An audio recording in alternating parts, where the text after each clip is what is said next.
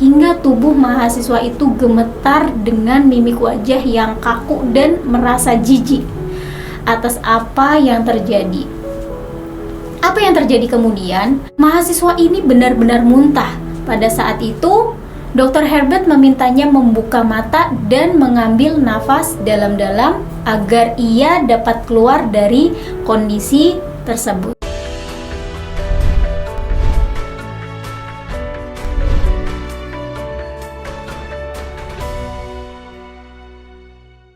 Assalamualaikum, halo teman-teman, jumpa lagi di channel Ruang Insight bersama saya Ismi Saida. Kali ini saya mau sharing bagaimana bisa apa yang kamu pikirkan mempengaruhi kondisi fisik kamu.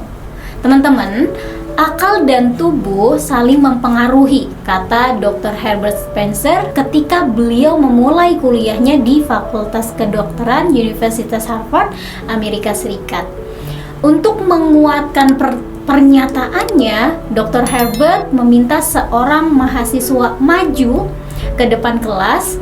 Mahasiswa itu dimintanya menarik napas dalam-dalam dan memejamkan mata. Mahasiswa tersebut melakukan semua yang diperintahkan. Dengan suara lirih, Dr. Herbert Spencer berbicara kepada mahasiswa itu. Bayangkan tangan kiri Anda memegang sebuah jeruk, sedangkan tangan kanan memegang sebuah pisau tajam. Dan di depan Anda terdapat sebuah meja. Sang mahasiswa menganggukkan kepala. Kemudian Dr. Herbert Spencer memintanya berkhayal meletakkan jeruk di atas meja dan memegangnya dengan tangan kiri. Sedangkan tangan kanannya dengan pisau tajam membelahnya menjadi dua. Mahasiswa itu kembali menganggukkan kepala. Dr. Herbert kemudian memintanya meletakkan pisau di atas meja dan memintanya mengambil separuh jeruk yang sudah dibelah tadi untuk didekatkan ke mulut. Pada saat itu aroma jeruk mulai tercium. Dr. Herbert berkata, "Sekarang dekatkan jeruk itu ke hidung Anda. Hirup dalam-dalam dan rasakan aroma menjalar ke seluruh tubuh Anda. Dekatkan ke mulut, masukkan dan kunyah dengan gigi Anda. Rasakan rasa jeruk yang pahit, kecut, dan getir di mulut Anda. Sebagian sarinya menetes dari mulut Anda dan membasahi bibir bawah. Sebagian sari yang lain masuk ke dalam tenggorokan Anda hingga membuat Anda mau muntah." Dr. Herbert terus memberikan arahan hingga tubuh mahasiswa itu gemetar dengan mimik wajah yang kaku dan merasa jijik atas apa yang terjadi. Apa yang terjadi kemudian? Mahasiswa ini benar-benar muntah. Pada saat itu, Dr. Herbert memintanya membuka mata dan mengambil nafas dalam-dalam agar ia dapat keluar dari kondisi tersebut. Setelahnya, ia menanyakan kepada sang mahasiswa tadi tentang apa yang terjadi.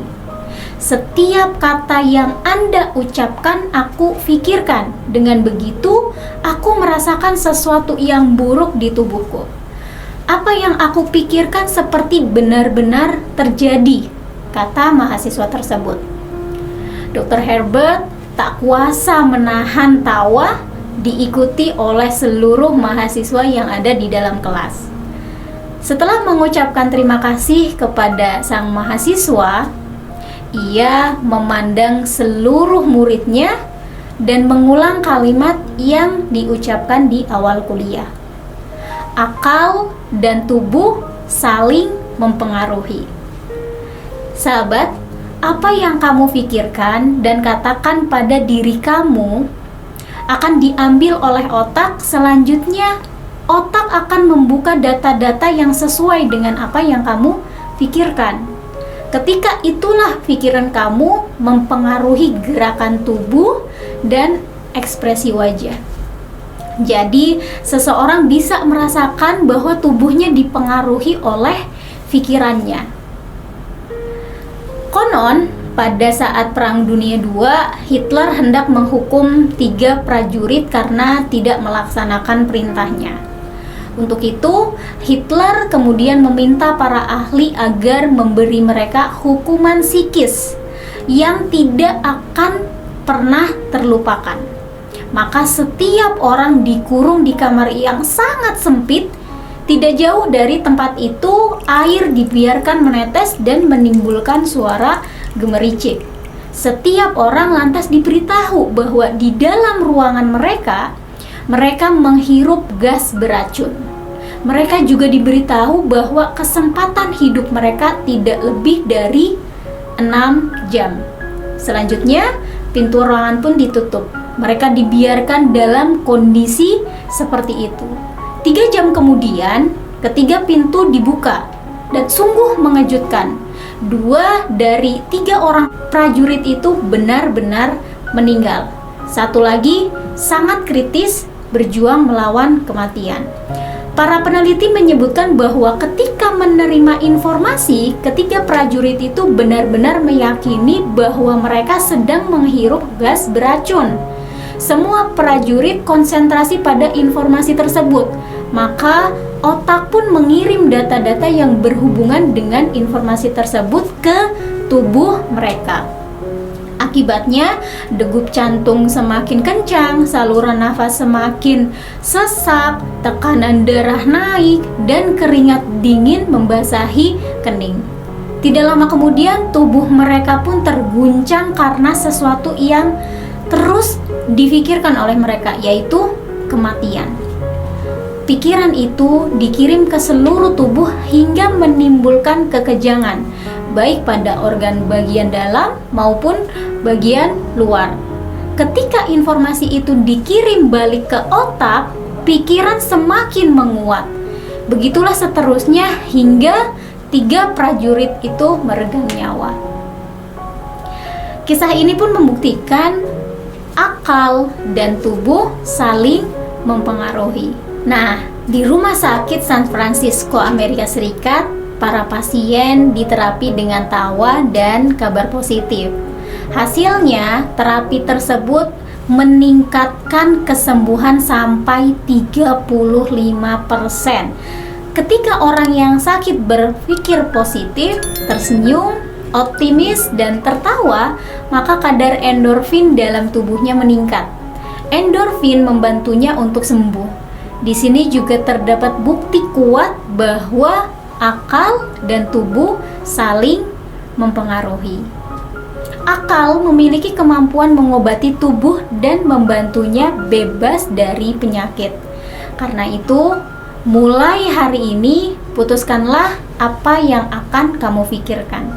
Sebab pikiran kamu akan berpengaruh pada tubuh, pada potensi, pada semangat, dan lain-lainnya di dalam diri kamu. Karena ia akan berpengaruh pada pikiran Anda, baik negatif maupun positif. Selain itu, perhatikan kondisi tubuh kamu karena ia akan berpengaruh pada pikiran kamu, baik negatif maupun positif. Teman-teman, sekian dulu sharing dari saya. Next, saya juga akan sharing bagaimana pikiran mempengaruhi intelektualitas, mempengaruhi perasaan, mempengaruhi sikap, mempengaruhi hasil, dan banyak hal lainnya. Tunggu di vlog-vlog saya berikutnya ya. Jika dirasa video ini bermanfaat, silahkan share ke banyak orang dan jangan lupa untuk like, komen, dan subscribe channel Ruang Insight. Juga nyalakan notifikasinya ya supaya kamu dapat update terbaru video-video di Ruang Insight. Oke, see you teman-teman. Wassalamualaikum warahmatullahi wabarakatuh.